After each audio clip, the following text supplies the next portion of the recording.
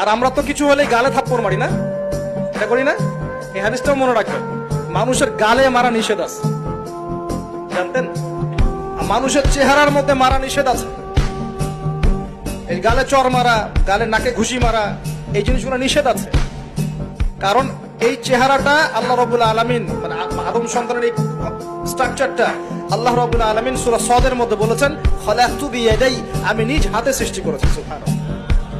আর আল্লাহ পাক বলেছেন, হে আদম সন্তান, আমার ইবাদতের জন্য সময় বের করো, আমি তোমাকে দুইটা জিনিস দিব। এক নাম্বার, তোমার হাতকে আমি স্বচ্ছলতা দিয়ে ভরে দিব, আর দুই নাম্বার, তোমার সমস্ত অভাব আমি দূর করে দিব।